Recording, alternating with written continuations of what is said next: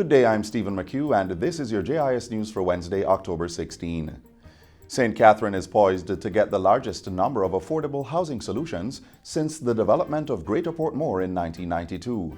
On Tuesday, the Housing Agency of Jamaica and China Harbour Engineering Company signed a $9.5 billion contract to start the construction of 1,650 housing solutions at Catherine Estates. The 263-acre property will be developed over a 54-month period and is expected to start before the end of the year.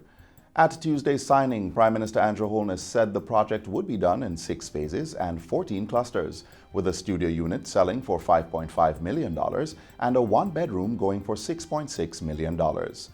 The Catherine Estates development will have a new primary and secondary school, a church, police station, health center, 2 large parks, and commercial facilities. Prime Minister Andrew Holness was quick to add that the development would be strictly monitored and the covenants enforced. The government has to take a stand as we build out more communities, because what we are finding is when you allow the community to deteriorate, then it becomes a safe harbor for crime and social deviance. There has been a marked increase in the number of Jamaican businesses and consumers that want to invest in the country's tourism and hospitality sectors. That's part of the findings from the Survey of Business and Consumer Confidence for the third quarter of 2019.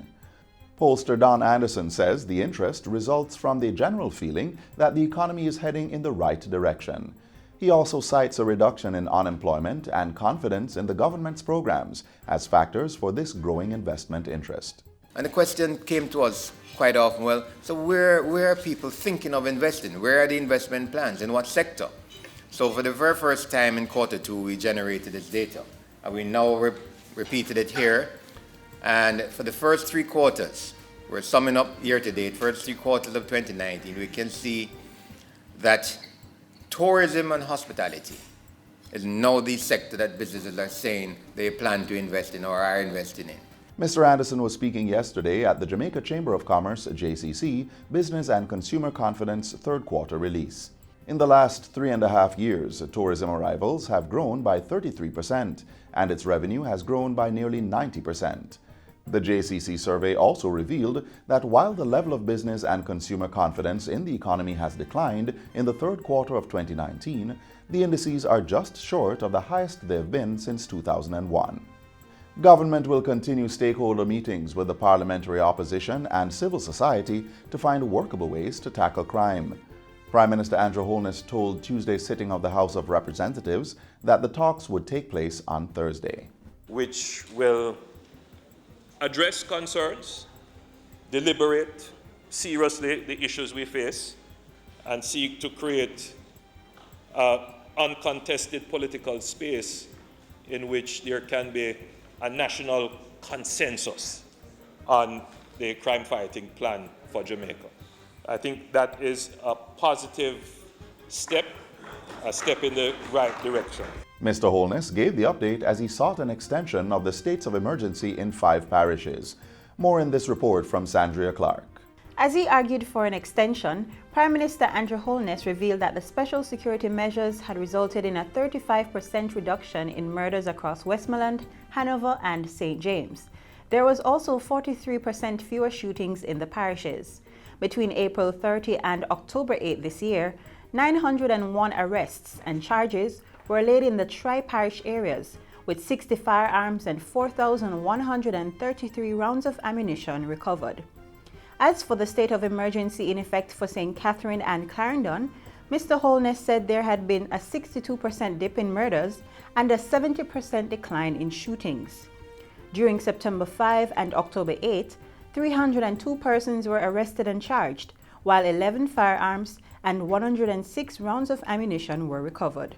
Despite the successes, Mr. Holness revealed that Westmoreland, Hanover, and St. James accounted for 20% of the murders and 19% of the shootings throughout the island. Meanwhile, St. Catherine and Clarendon represent 27% of murders in the country since the start of the year. The threat of guns, gangs, and dons in the area under the SOE remain prevalent. The House sided with the Prime Minister and approved an extension of the states of public emergency in Westmoreland, Hanover and St. James until January 27 next year. Operations in Clarendon and St. Catherine will continue until January 18, 2020. Reporting for JIS News, I'm Sandra Clark. The Caribbean's first and largest Confucius Institute is now open at the University of the West Indies Mona campus. Dedicated to promoting the learning of Chinese language and culture among Jamaicans, the building was opened on Monday. It was constructed by the People's Republic of China at a cost of $5 million. At the handing over ceremony, Minister of State in the Education Ministry, Orlando Terrelong, thanked the Chinese government for their generous 2,500 square feet investment.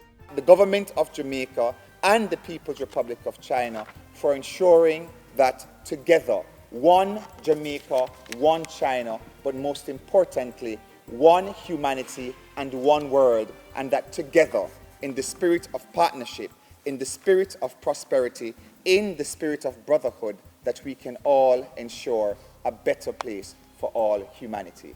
I really hope my dear colleagues in the institutes and the university will make full use of this perfect building and to make it into a new bridge of friendship between Chinese people and the Jamaican people, and a new platform of the culture exchanges between the two countries.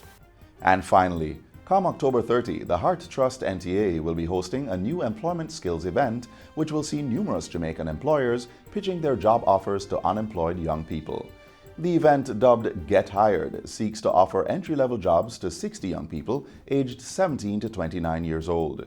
The program targets recent graduates of the Heart Trust NTA National Apprenticeship Program who are awaiting employment.